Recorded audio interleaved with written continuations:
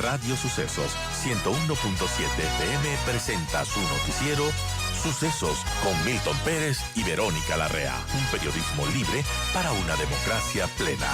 Los hechos y las opiniones de los sucesos que marcan nuestro tiempo.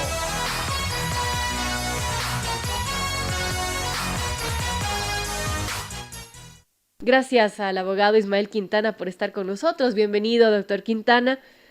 Y bueno, ¿qué está sucediendo? Vimos y tomamos de ejemplo este último caso del superintendente de bancos, cuya designación se truncó por un recurso legal. ¿Cómo estamos en ese sentido?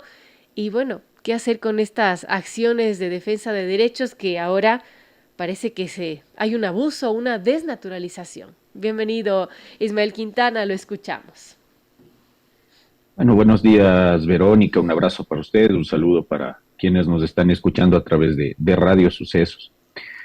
Sí, usted hacía una reminiscencia bastante clara de ciertos casos que se han ido dando en los últimos tiempos y que evidentemente dejan claro que el sistema de justicia constitucional como que tiene dos raseros, ¿no es cierto? Por un lado, usted tiene una justicia constitucional que está al servicio de los políticos con poder o de los amigos de los políticos con poder, para quienes no importan las reglas que incluso la Corte Constitucional ha fijado o las que establecen la Constitución, la Ley de Garantías. Me refiero a aquellas personas como Yori, como Hernán Ulloa, como Sofía Almeida, como Jorge Yunda, como el propio presidente del Consejo de la Judicatura. Recordará usted ese caso donde el Ministerio del Trabajo determinó que el caballero tenía impedimento para desempeñar cargo público y el Consejo de Participación Ciudadana, acogiendo esa orden del ministro del Trabajo, lo removió del cargo.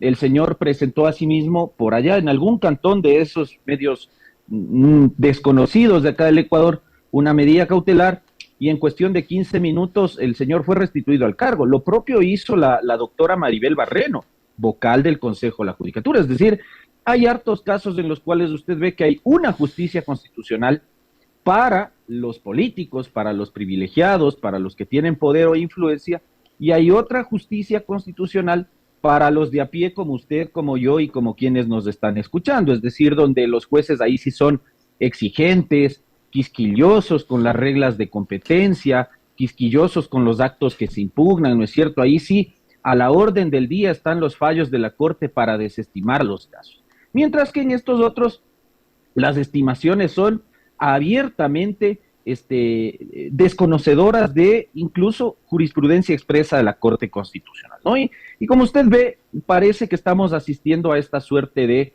desnaturalización del sistema de justicia constitucional, donde los problemas que no se pueden resolver en el ámbito político, se los trata de resolver a través de este uso abusivo de las famosas garantías jurisdiccionales. Y esto está ocasionando que uno mine la credibilidad de la función judicial y a la larga que torpezas o errores políticos como los que se cometen en el último caso de la designación de este superintendente de bancos se traten de corregir de modo improcedente a través de las garantías jurisdiccionales. Entonces, claro, uno dice, a ver, por ejemplo, en el tema de este señor González, ¿qué tenía que hacer una jueza de San Borondón respecto de un tema que se resolvió aquí en Quito, de una designación, de un nombramiento que se hizo aquí en Quito? ¿Y qué tenía esta señora, no me acuerdo usted dio el nombre, que presentó la demanda de protección? ¿Qué interés tenía en el caso? ¿Acaso ella fue presentada en la terna? La señora o señorita Guerra, ¿no es cierto? Entonces uno dice, a ver, ¿qué derechos se han violado respecto de ella? Ella integró la terna, ella formó parte del proceso de designación de Raúl González. Entonces eran varias cosas que uno dice tenían que resolverse en el caso y que finalmente la jueza Ibarra, que ya nos tiene acostumbrados a esta clase de decisiones, pues termina siendo tabla rasa y declara esta famosa nulidad radical que usted decía que pero me causa risa porque esto de las nulidades radicales además no existen en el Ecuador. Es decir, hasta donde uno sabía, los actos administrativos pueden ser nulos por razones de nulidad absoluta o causas de nulidad absoluta o por causas de nulidad relativa. Pero esto, las nulidades radicales, francamente, es una teoría creada ahí en esa unidad judicial de San Borondón. Entonces, sí, es una locura, ¿no? Es como esos habeas corpus que daban en Manglar Alto. Sí, es el equivalente, pero es que estamos dentro de la misma línea, ¿no? Es decir, el uso abusivo de las garantías como las acciones de protección, como las acciones de habeas corpus, como los pedidos de medidas cautelares, con fines evidentemente políticos, es decir, en algunos casos para conservar carguitos, en algunos otros casos para tumbarse decisiones de otras funciones del poder del Estado y en otros casos para buscar la impunidad, como fue el caso del habeas corpus de Jorge Glass, ¿no?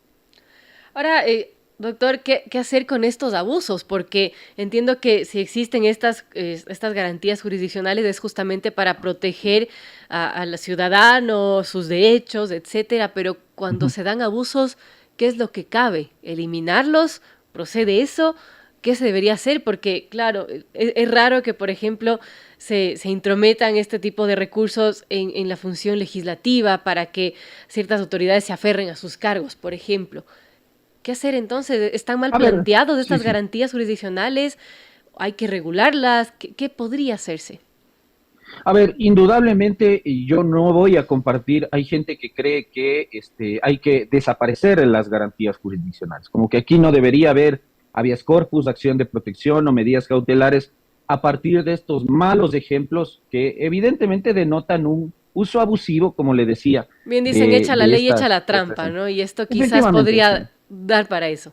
Sí, a ver, pero no se trata de eso porque una de las finalidades del derecho constitucional es precisamente esa, es decir, proteger los derechos de la gente frente a actuaciones o frente a omisiones que pudiesen poner en una situación de vulnerabilidad o de riesgo a las personas, a los ciudadanos. Entonces, francamente, eso sería retroceder un montón de años hacia atrás respecto a estas conquistas que se fueron dando a partir del reconocimiento de un sistema de garantías y de mecanismos de protección de derechos. Entonces, esa opción prácticamente está descartada porque además ni siquiera el poder constituyente originario, es decir, ni siquiera una asamblea constituyente podría hacer eso.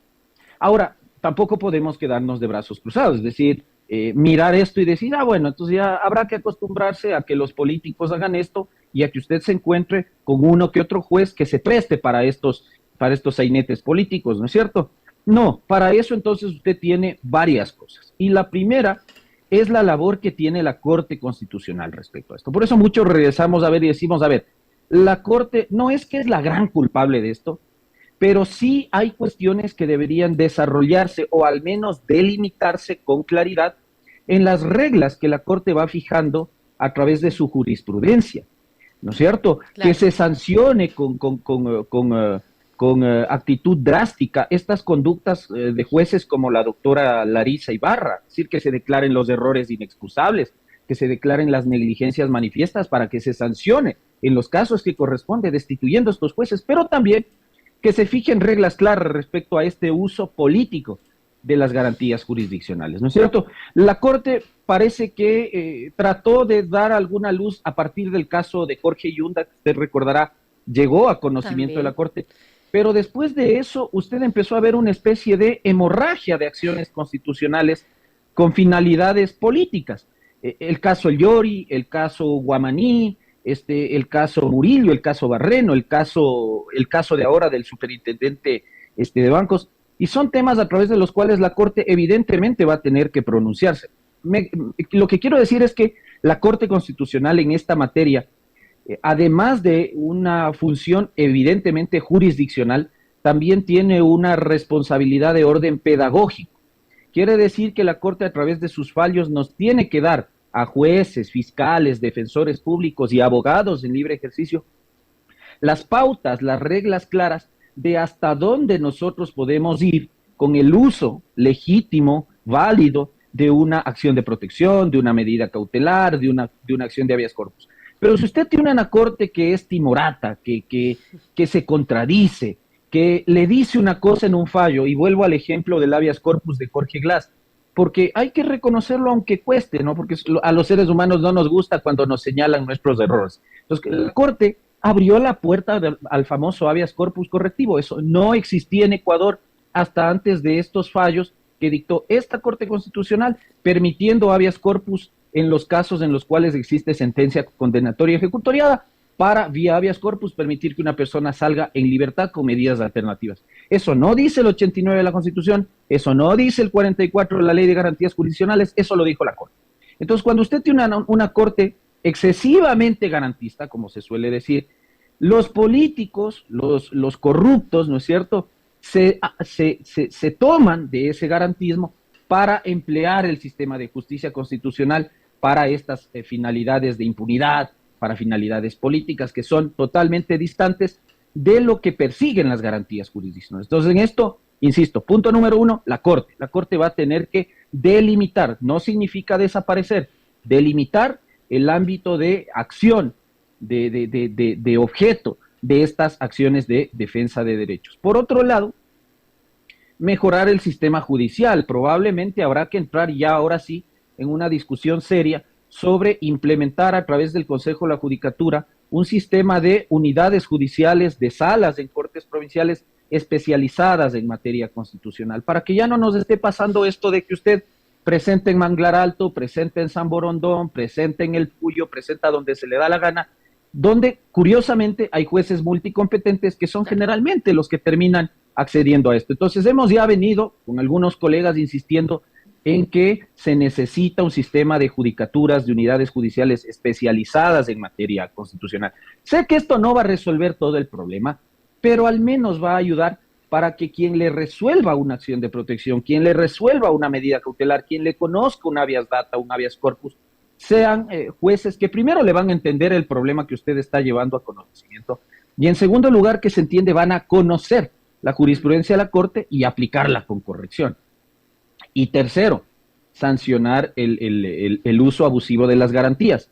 Y verá que yo litigo y probablemente muchos colegas me querrán meter un tiro en la cabeza, pero habrá que empezar a sancionar también con mucha rigurosidad a los abogados que acuden mañosamente a estas acciones de protección con finalidades que no son las que persiguen estas garantías jurisdiccionales. Y por otro lado, insisto, sancionar a los jueces que se prestan para estos usos abusivos. Si usted tiene en cuenta estos tres factores, probablemente seguiremos teniendo casos esporádicos, pero ya no esto de que semana tras semana hay una acción de protección, hay una medida cautelar, hay un habeas corpus que sin duda alguna nos ponen de cabeza en el país, ¿no? Y que además frenan procesos importantes, ¿no? Amigos, son las 8:39, dialogamos con el abogado constitucionalista Ismael Quintana. Ahora, doctor, estamos hablando, bueno, de medidas que se podría tomar para evitar este abuso de las garantías jurisdiccionales, y una de ellas mencionaba es el desconocimiento, ¿no?, de los jueces y la capacitación que tendría que darse en materia constitucional o tener unidades especializadas. Hay mucho desconocimiento de parte de ciertos jueces de materia constitucional, de este tipo de garantías jurisdiccionales. A ver, yo creo que hay dos cosas, ¿no? La primera, un, entre comillas, desconocimiento, que es más bien una especie de zapada o de viveza criolla. Cuando uno va a las audiencias de garantía y uno lee las sentencias de los jueces, encuentra que siguen argumentando con base en sentencias que ya incluso han sido modificadas por la actual Corte Constitucional, es decir, le siguen fundamentando con fallos de la anterior Corte Constitucional, que en muchos casos de esas líneas jurisprudenciales ya han sido cambiadas, le insisto. Entonces hay una especie de, yo le diría vagancia, porque al día de hoy, con las facilidades tecnológicas, usted tiene la posibilidad de acceder a los fallos de la Corte, y algo que sí hace muy bien esta Corte Constitucional es publicitar su jurisprudencia, es accesible a todos, basta solo entrar a la página web y usted se puede descargar por temas la jurisprudencia de la Corte. Entonces hay una especie de pereza, le insisto, cuando no vagancia, de autocapacitarse. Y eso hace entonces que los jueces empiecen a utilizar especie de modelos o plantillas en sus fallos con la misma retórica de siempre, es decir, que el tema es de mera legalidad, que para eso está el contencioso administrativo y que no hay violación de derechos. Cuando ya la Corte ha fijado otras pautas, ¿no es cierto?, para efectos de determinar, por ejemplo, si en una acción de protección lo discutido obedece o no a la famosa mera legalidad. Entonces, hay en esos casos falta de voluntad de los jueces de autocapacitarse. En otros casos es porque la propia Corte Constitucional no se ha puesto en el empeño de capacitar a los jueces. A veces le lanzan la pelota solo al Consejo de la Judicatura. Cierto es que el Consejo de la Judicatura tiene una escuela de la función judicial y permanentemente debería estar ahí capacitando a sus funcionarios. Pero la Corte Constitucional, según la Ley de Garantías Jurisdiccionales, cuenta con un centro de estudios y de difusión del derecho constitucional, donde hay un equipo de funcionarios que deberían servir para capacitar a jueces, defensores públicos, abogados, ciudadanía en general. Y ahí es donde la Corte nos está todavía debiendo. Es decir, a ver, si el Consejo está fallando en capacitar a los jueces sobre el tema de las garantías jurisdiccionales, utilice a su equipo, que además recibe sueldo, y hágale cumplir la función para la que está el Centro de Estudios y Difusión del Derecho Constitucional. Pero a veces uno ve que ellos, a través de este famoso CEDEC, organizan eventos entre ellos mismos, entre los funcionarios, entre los jueces, para entre ellos aplaudirse las grandes hechuras que constan en sus sentencias, cuando eso debe ser ampliamente difundido. Hay veces que esto no es solamente relativo a los jueces, pasa también con los colegas abogados, no conocen la jurisprudencia de la Corte. Hoy en día ya no basta conocer las reglas de la ley, conocer las reglas de la Constitución, porque hay muchos aspectos que están desarrollados en la jurisprudencia. Entonces, si nosotros empezáramos por ahí, seguramente el sistema de garantías jurisdiccionales mejoraría y mejoraría muchísimo. Capacitar a nuestros jueces y que nuestros jueces también dejen la pereza de quedarse con 1, 2 o 3 fallos antiguos y empezar a investigar un poco más y actualizarse en la jurisprudencia de la Corte. Entonces, a veces a uno le llama poderosamente la atención que uno va, somete a discusión un tema y dice, bueno, la Corte sobre esto ha dicho esto, esto, esto, y el juez se queda en blanco porque no conoce la jurisprudencia, o lo otro, no les interesa conocer